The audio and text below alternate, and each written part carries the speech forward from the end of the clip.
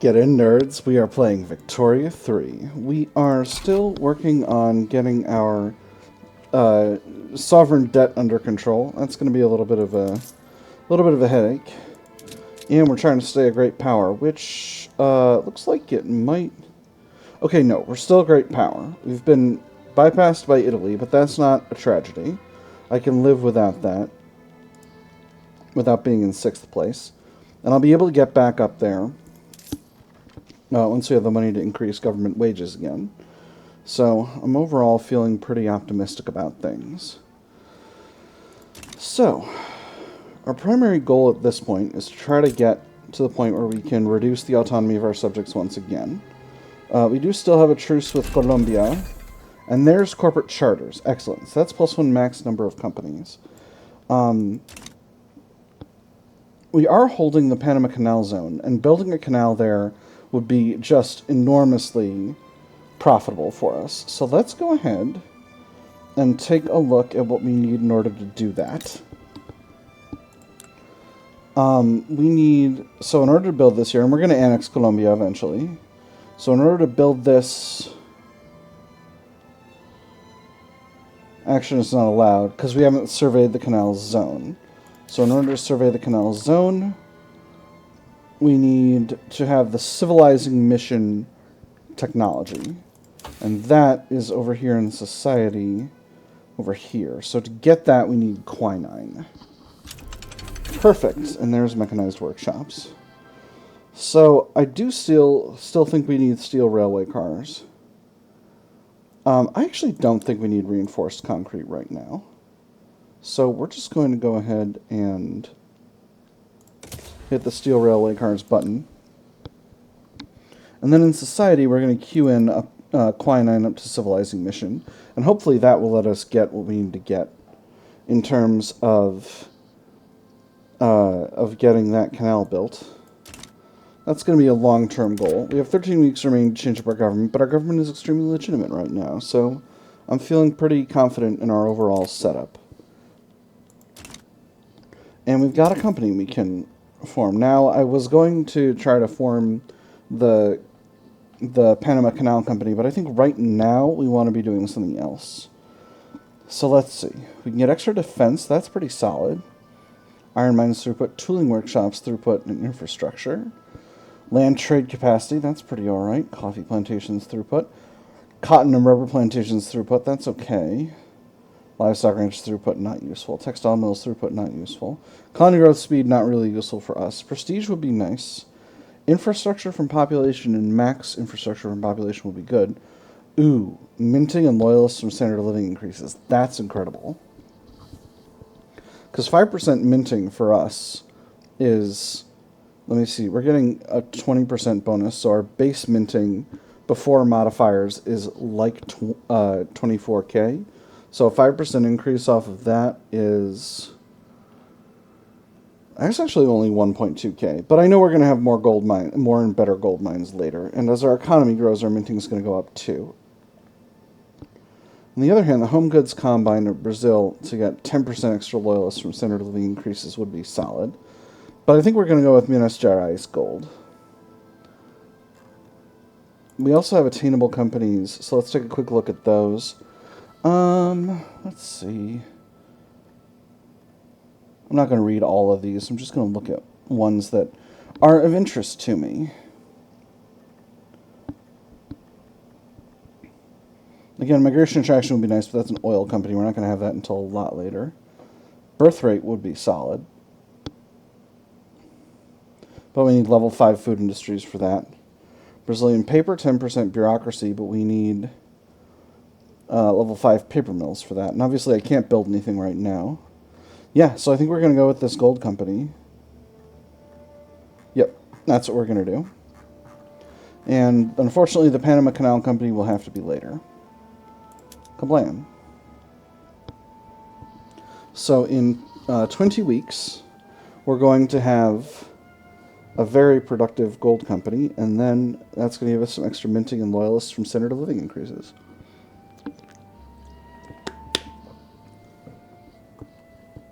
We are a little bit short on influence, but that's not a tragedy. We're back in 6th position, as Italy has significantly fallen down in position. I'm not sure what caused that. They are still feeling wary towards us, but we're improving relations. We're also improving relations with Austria.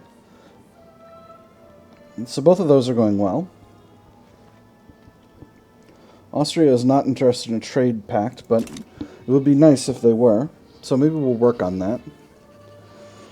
We don't have a lot of bureaucracy available, but we could start throwing some industries out of our out of the country. Some production.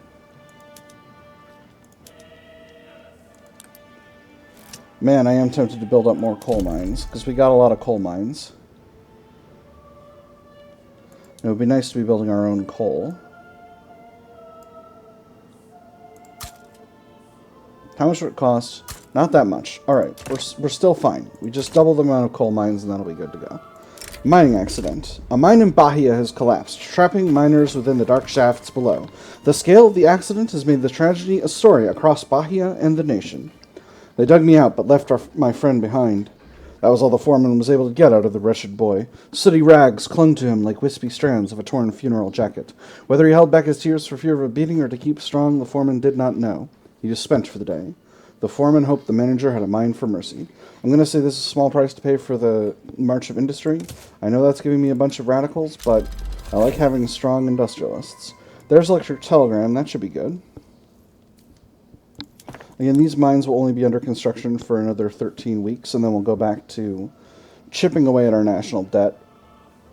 We are effectively chipping away at it. We're not completely bankrupting ourselves here. Steel railway cars in production. What can we do with our laws? Everyone liked protectionism before, but I think the industrialists might want a little bit more free trade. So we'll see about that. Going to interventionism would please most people, and laissez-faire, no one would be happy about this. I'm going to go to interventionism. I think we're going to try the golden middle path. The landowners and rural folk are going to be unhappy, but the industrialists are going to be happier. And agrarianism, because it's giving us a big penalty to capitalists' investment pool contribution efficiency, is actually making it hard for us to use the size of our economy to continue to grow our economy. Let me actually take a quick look at our census and see if I'm making that up, though. So we got 427k farmers. Aristocrats, we got 44k. Capitalists, we got 65k. So farmers have a 5% of excess profits reinvest rate, and aristocrats have a 10%. Capitalists have a 20%. So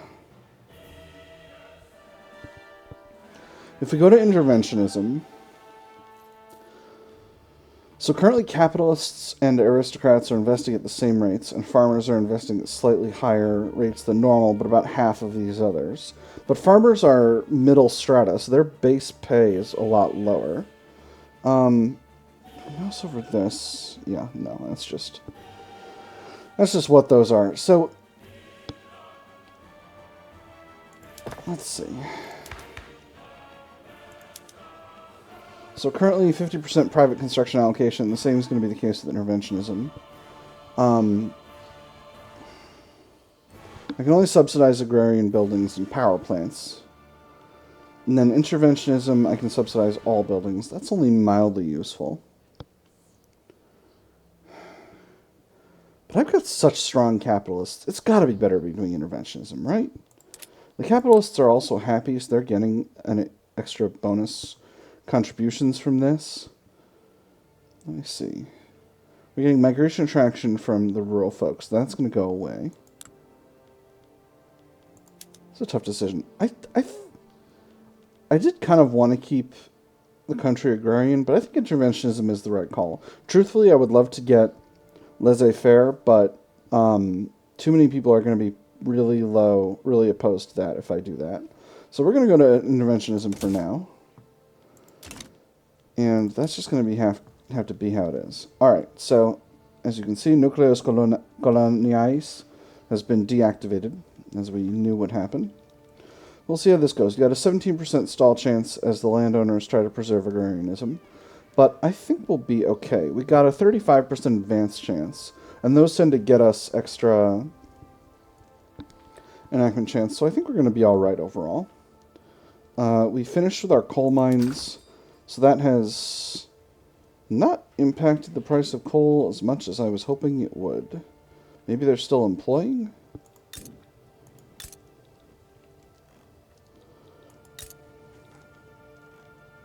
Where did I build them? Rio Grande do Sul. Oh my gosh, should I build them in a place? No, I got peasants here. Can't hire. Well, gosh darn it.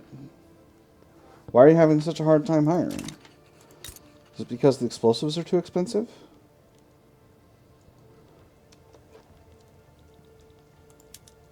Explosives factories are running. They're producing as many bombs as we can produce.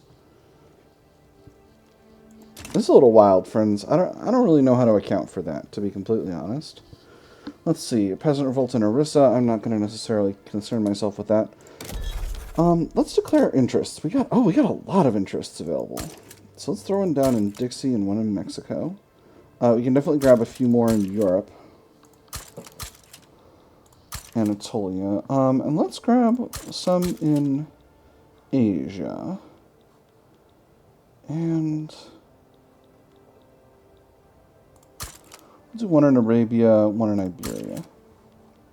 That should be fine. That's going to give us relations with a bunch more countries. Unfortunately, we are very low on influence now. Our ruler is bigoted, and I think that's part of it. So that's causing us a prestige penalty. So what can we do? What am I using a lot of prestige on? The relation improvement with Italy is going real slow. And Peru-Bolivia is trying to reduce relations right now. If I hit the reduce autonomy button, I got a 20% success chance. I'm going to stop improving relations with them, though. I think I can live with where things are right now. We're back in position 7, and we're actually closing in on where the United States is, which I'm feeling pretty good about. Marco Antonio Bittencourt, he's going to join the movement to preserve agrarianism, but why? Why would you do this? Why would you do this? Don't do that. I don't want agrarianism. I don't know. This might be a mistake, but we'll see. I'm getting dangerously close to 2 million radicals at this point. Obviously, the biggest opinion penalty we're getting from our interest groups is with the Catholic Church, but the Catholic Church doesn't actually have any power in Brazil, so that's really not going to impact things whatsoever. Let's take a quick look at how the conversion process is going. We are just over 50% atheist, so we've built a solid core of atheism in our main areas. There's all of our interests coming into effect, and let's see what our first interventionism event is.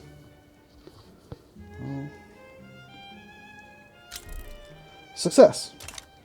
10% increase success chance. That's moved basically everything from advanced to success. I'm actually going to boot this guy out because he's making this movement a lot stronger, and that's giving me stall chance. So as you can see right now, the stall chance is reduced to 17% from 25, and unfortunately, though that has made the rural folk a little bit more unhappy, we're just going to have to deal with that because it is what it is.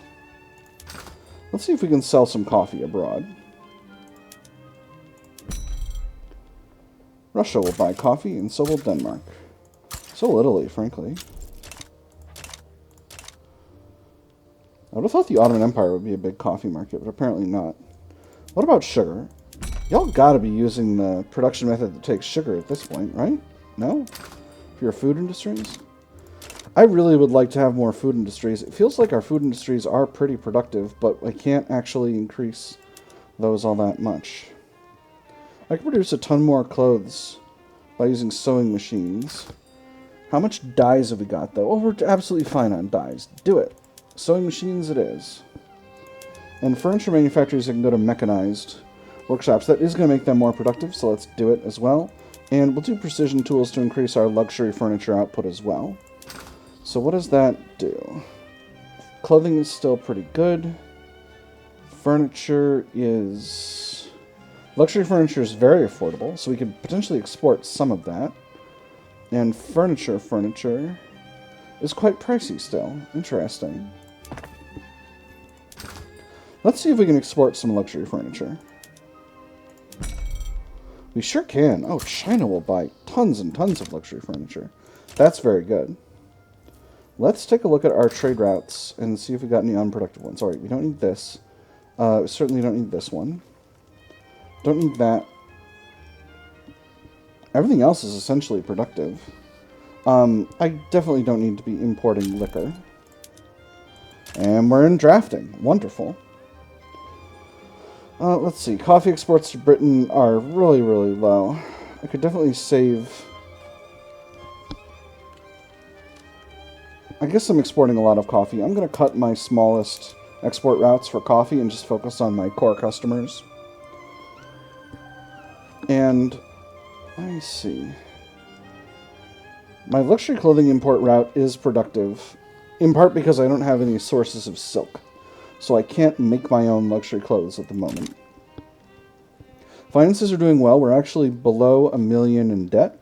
I'm probably going to continue to not build too much going forward, because I want to continue to get myself completely out of debt, get this interest line item down here completely taken care of. I'm paying a lot in subsidies right now.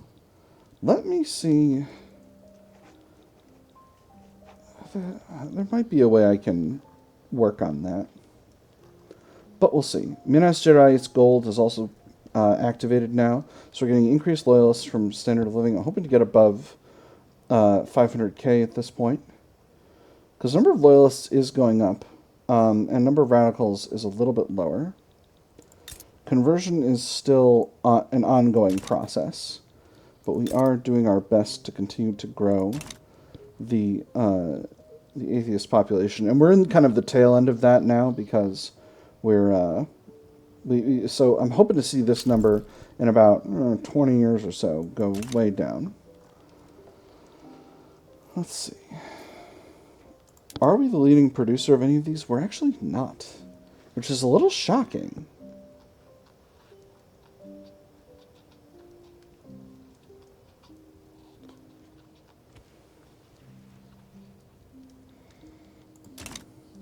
It's a little shocking that we're producing so much of them, and yet we're not the lead producer. That's really the part that's kind of blowing my mind a little bit.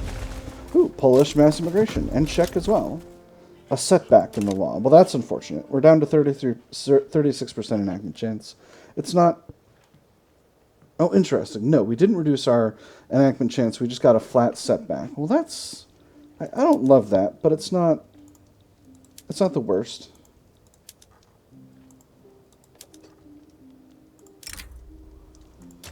North Peru might accept being annexed.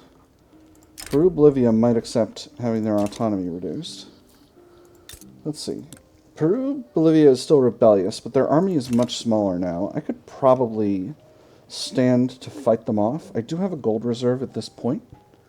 So maybe we'll do that. No one's going to be able to actually help them because we control this whole area, except for Argentina and Chile. Chile is happy with us. They're rivaling Peru-Bolivia, as is Argentina. So no one's going to come to Peru-Bolivia's aid.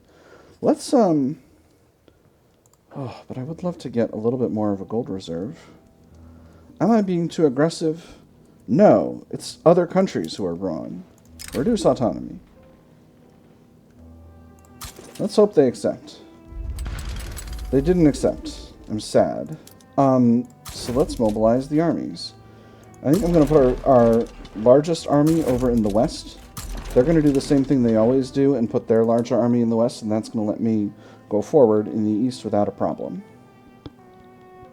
That does put us a little bit in the red, but all of our dominions and puppets are aligning with us, so I'm pretty happy about that.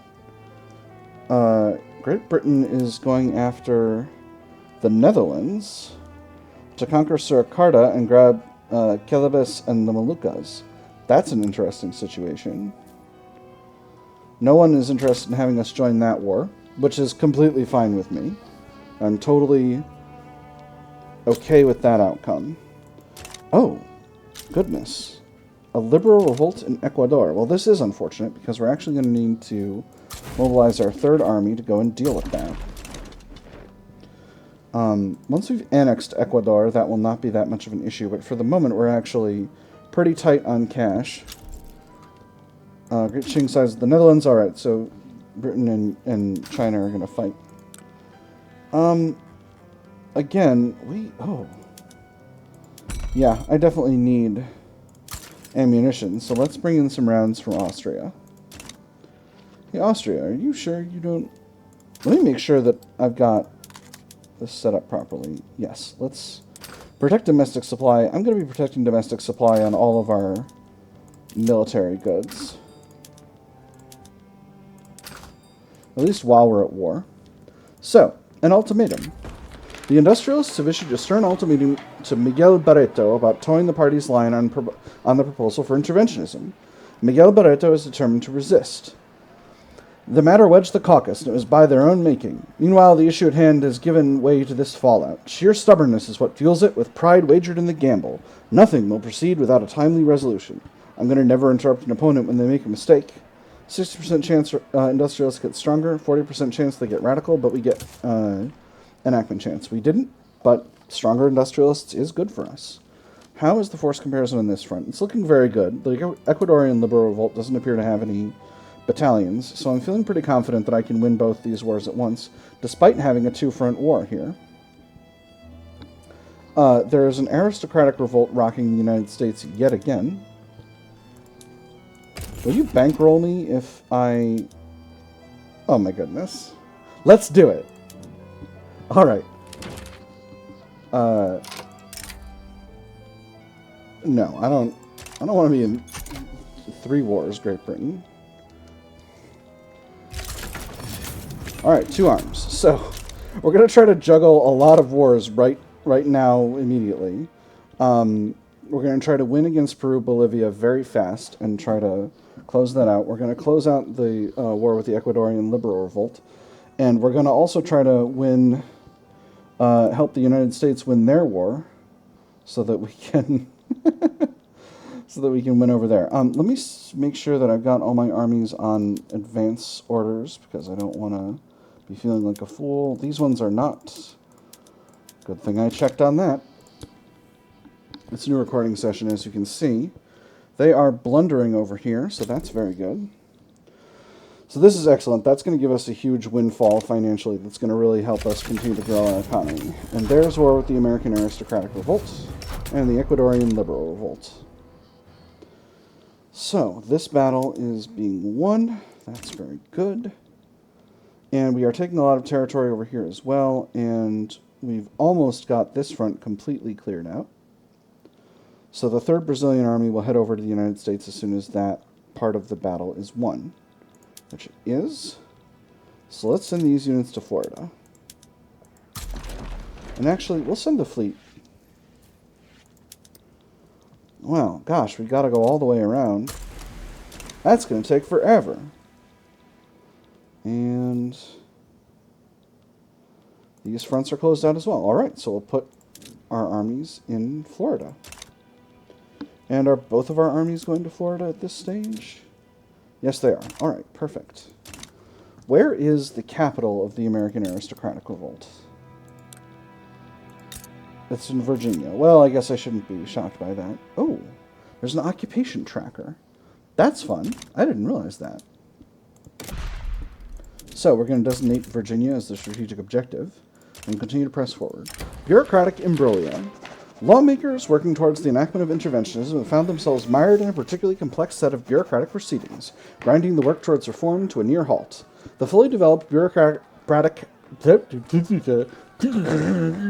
try that one again. The fully developed bureaucratic apparatus compares with other organizations exactly as does the machine with the non-mechanical modes of production. That is to say, the teeth of its individual gears meet in a chord, or its gears will gnash and churn until it eventually breaks. Damn this labyrinthine legal system, or cut through at least some of the red tape. I'm going to cut through at least some of the red tape. That's going to hurt from a bureaucracy perspective, but we are going to be able to do what we wish. Peru-Bolivia, I'm going to put that war goal in, get that sorted out. And Ecuador is just going to go until they surrender, which is fine. I'm going to queue in the construction of another couple levels of government admin to make sure that we're all set with that. That's going to cost us a nice pile of cash, but it's going to help us financially overall. Armies are just about arriving, so I'm feeling pretty confident about that. And it looks like our allies are the Americans are winning on both sides of this front, so that should be just fine as well. We've got a pretty solid gold reserve at this point. Are those mines fully operating yet? That's the thing that I need to figure out. Not here. Not here either. Rio Grande do Sul. It's farther south. I might go ahead and build actually a few more of these, because we're going to need them for the coal for our new trains.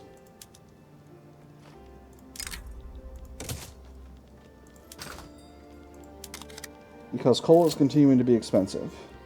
The Great Molasses Flood. A storage tank full to the brim with molasses, intended for rum distillation, has burst, flooding the streets of Sao Paulo's commercial sector, killing dozens and injuring hundreds of bystanders. The molasses, waist-deep, covered the streets and swirled and bubbled about the wreckage. Here and there struggled to form. Whether it was an animal or a human being was impossible to tell. Only an upheaval, a thrashing about in the sticky mass, showed where any life was. Close the distilleries where the wreckage gets cleared, or one tragedy must not stop progress. Extra radicals. Oh. Oh. This is really rough. I'm going to have to go with the radicals. Hey, Slovak migration. Wonderful. All right, and we have proceeded forward on the front here, so these units are going to the front, right? They're going all the way around there. Not sure why that is, but that's okay. Well, you go to this front. You should be able to get right there, right? Oh boy, this is a mess. Why is this front the one where everyone's going, and why is it going to take this army so long to get there? All right, there we go. Perfect. All right, we're going to win this. We're going to win this, and we're going to get our nice pile of cash from the United States, and everything's going to be great. We're going to be just fine and dandy all the time. Everything's going to be the best.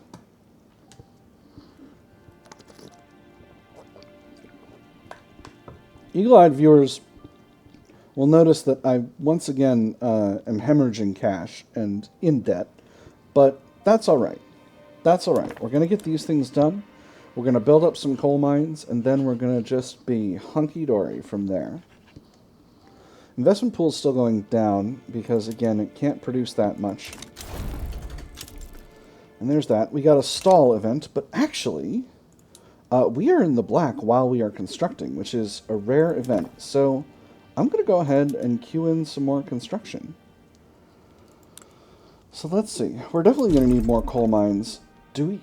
Let's put them somewhere else. We've got a little bit of labor available in Parana and Santa Catarina. And those are our only other places where we've got coal resources. So I think it's actually going to be useful to build up a couple levels of coal mines in each.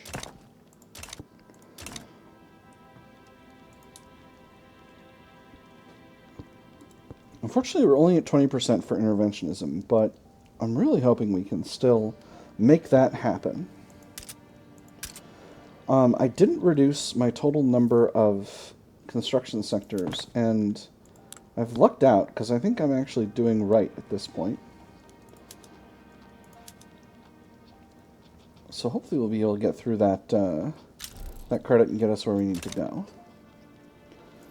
So in terms of our market, how much iron are we still bringing in from outside? None. All right, so we're functionally independent from an iron perspective. That's very good. What else are we importing? We're importing small arms from Prussia. I don't think we need to be doing that. We no longer need to be bringing in ammunition either.